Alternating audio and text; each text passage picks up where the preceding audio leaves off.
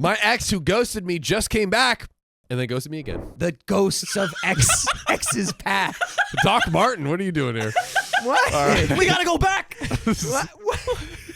Almost a year ago, to the T, my ex blindsided me by ghosting me. Yes, completely ghosting me in the entire essence. At this point, we were 3 years in. Back then, I was more volatile and anxiety-filled, and instead of working with me through it, I needed copious amounts of attention rather than standard. She decided I was too much and left without saying a word. By the way, this comes from Gavin on the r/OK Storytime subreddit. So 3 months passed by, and she came back in January on her birthday. She was crying and said she was sorry that she did it, wanted to try again, and do better by me. Foolishly, I did accept. I still saw my baby in her. Despite being left behind for 3 months, left to cope with no closure, that was the biggest red flag I ignored because we were each other's firsts and it was hard to keep us apart. While we stuck with each other for 10 months, everything was pretty good. At least I thought so. 6 months in, we took a trip to the UK and I found out that she was on Hinge a couple of weeks before our trip. In our hotel room, I'm flipping out, upset because I just had therapy and really upgraded myself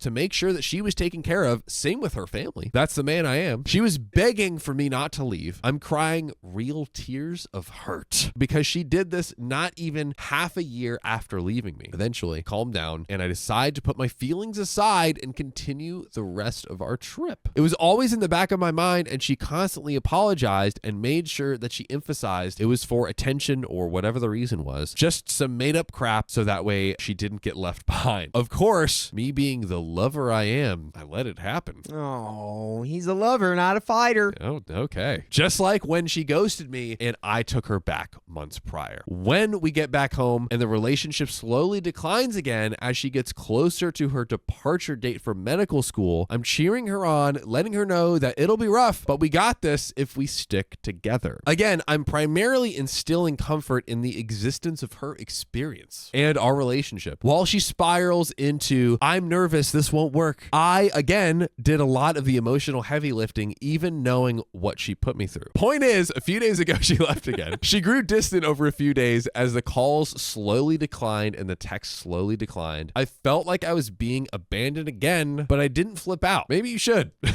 Yeah. I was better. I merely asked for communication over the phone if she was trying to leave, like leave the relationship. Days would go by before I got the breakup call. Again, she decided to do that on her own time. Her own time, hope he repeats. She decided that being with me in a relationship was just too much of a workload and called me during work to let me know that she doesn't think that we should date anymore, but that she still loves me and wants me to be happy even if we aren't an item. Okay, so now you just move on. You leave this person behind and you just try your best to let go of them. I have some bad news. No. This story is not even halfway over. Oh, brother. Do we think the next part of the story is I moved on and lived happily ever after? No, I think... I don't know. That title says different, John. I think not.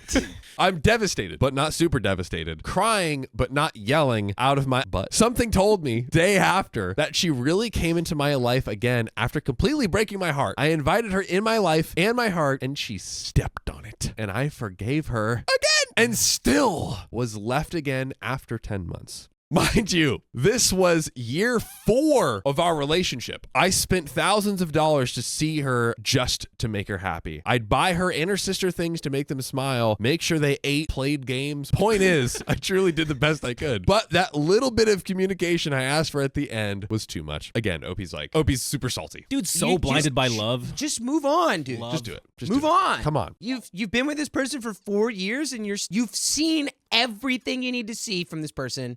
They're not the one for you. Be done. Always have respect for her. No, you won't. She, in the relationship, taught me about love, about spicy sleep, about respect, about myself, about culture, etc. I won't villainize someone that I loved, even if they're emotionally immature. The way she handled me was terrible. Like he was a prime delivery package just thrown on the doorstep. And she's not relationship material at all. At least for now. I truly, wholly learned my lesson. I wouldn't take back my ex, and she was perfect in my eyes. I literally ignored every red flag just to put her on a pedestal. I want to scream at the top of the mountaintops for this guy. Oh, gosh. Just young me stuff. I feel silly. After the call, I was the one apologizing for my reaction, shocked, upset, a bit blindsided, and I gave her positive reinforcement, of course. After I sent those silly little heart-filled texts, I never even got a response. I feel really stupid for loving her as hard as I did when she continuously showed me how emotionally immature she is. I just wanted to make her feel safe even up to the last day. I feel foolish. I feel used. I don't even think she cares because she's so involved, but hands up, that's okay. It will come. During the call, she emphasized that she loved me still and that it's easy to love me, but being in a relationship right now isn't viable. It wasn't viable when you ghosted me either, but I still invited you with an open arms to my heart. It's the entitlement for me that, like, just because you opened your heart to somebody does not mean they are now legally obligated to be in love with you the exact way you want them to be.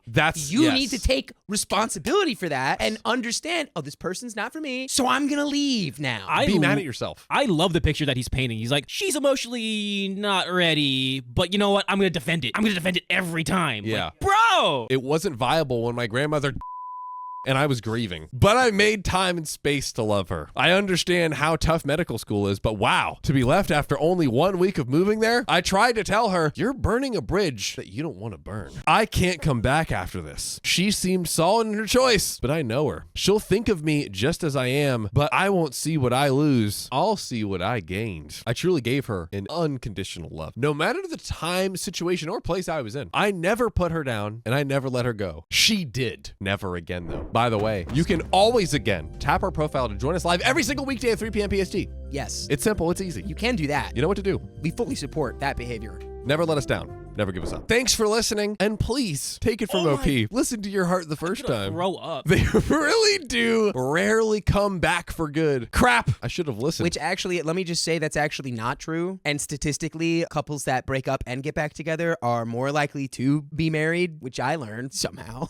Anyway, moving on. That's my L, though. I own that. He owns it, chat. I'm stronger from it. Genuinely. Learn from them. Grow from them. Know their intention. Don't be me. Protect yourselves. Oh, and most of all, truly, just please love yourself first. It will really help you build that shield. I'm warning you kindly. Dude, Did I just get patronized? That was the worst advice I've ever heard. I just got patronized. When he said in the story, he was like... never again. He's just talking about dating. He's like, I'm never gonna love another woman again. I forget who said it in the comments. It's, Dredo4, it's giving nice guy energy. Exactly. I'm a nice guy. He said they were together for 4 years, but how much of those 4 years was he just together with her in his head? Yeah. I tipped my fedora to her every time. Literally. We've been Probably wears a involved for 4 fedora. Vex Mossy says this is some incel TED talk. Yeah, dude. This guy, at the end of the story, he was holding his suspenders and he like had them out and he was flipping. Ooh. He's like, Yeah. let me tell you, boys. Yeah, literally. Don't be like me. Don't Learn be like from my me. mistakes. And that is the end of that episode.